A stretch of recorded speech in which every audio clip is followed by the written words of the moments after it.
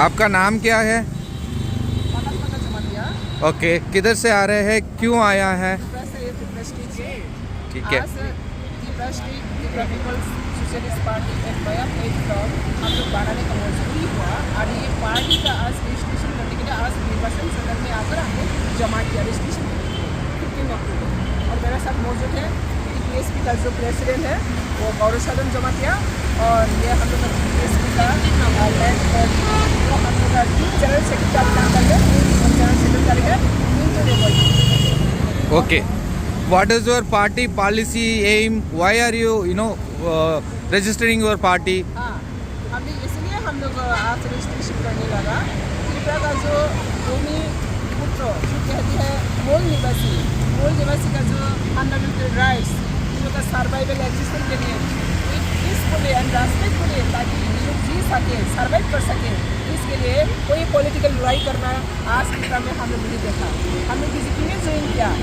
वो बीजेपी का जो आदर्श और प्रिंसिपल को देखकर हम लोग ज्वाइन किया, लेकिन 2 साल के अंदर में हम लोग देखा बीजेपी का जो कोर इशू है लीगल इक्विटी के खिलाफ में देश को सुरक्षा निरापत्ता करने के लिए जो इशू है वो ये प्रिंसिपल के 2014 में इंडिया में ये गवर्नमेंट फॉर्म हुआ, उसके बाद 2018 में त्रिपुरा में फॉर्म हुआ और इसका ऊपर हम लोग पूरा भरोसा करके मोदी जी का जो भाषण है वो भाषण का ऊपर हम लोग भरोसा करके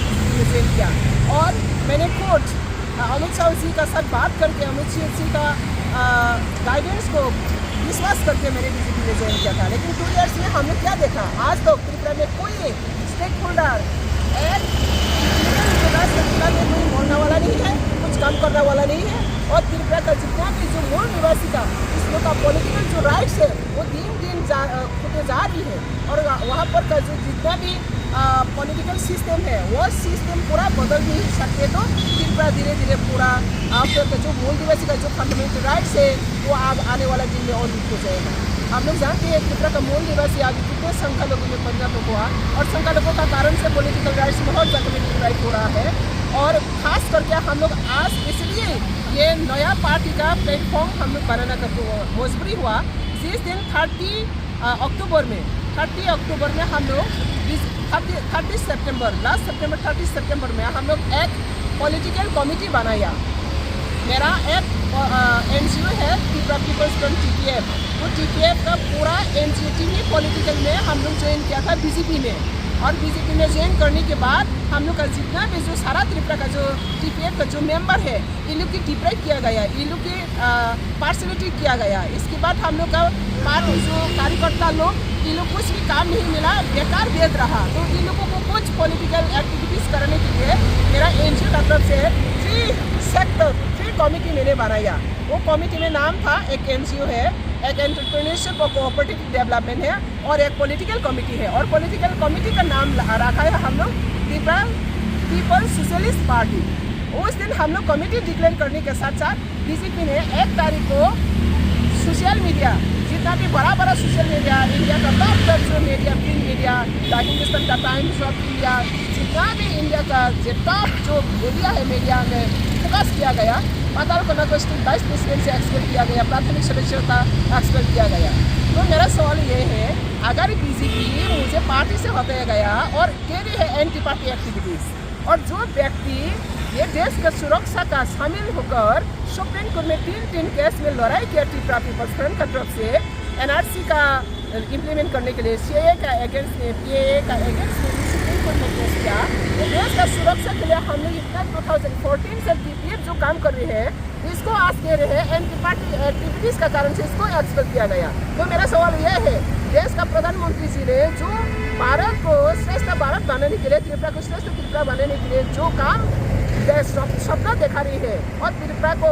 भारत को सुरक्षा करने के लिए इलीगल इंट्रोडक्शन के खिलाफ में जो बात कर रही है वो बात का साथ जो जोड़ना वाला को आज एंटी पार्टी एक्टिविटीज़ कहकर पार्टी का एक्सपेक्ट किया गया पूरा सोशल मीडिया में, लेकिन आज तो कोई ऑफिशियली कम्युनिकेशन एक्ट भी नहीं है, कोई ऑफिशियली नोटिफिकेशन एक्ट भी नहीं है। इसलिए हम लोग इतना सारा बड़ा न्यूज़ प्रिंट मीडिया में आ गया, पूरा नेशनल मीडिया में दिल्ली तो, लेकिन आज तो त्रिपुरा का जो कोई बीजेपी पार्टी ना सेंट्रल का बीजेपी पार्टी का तरफ से कोई कम्युनिकेशन ऑफिशियली कोई नोटिफिकेशन है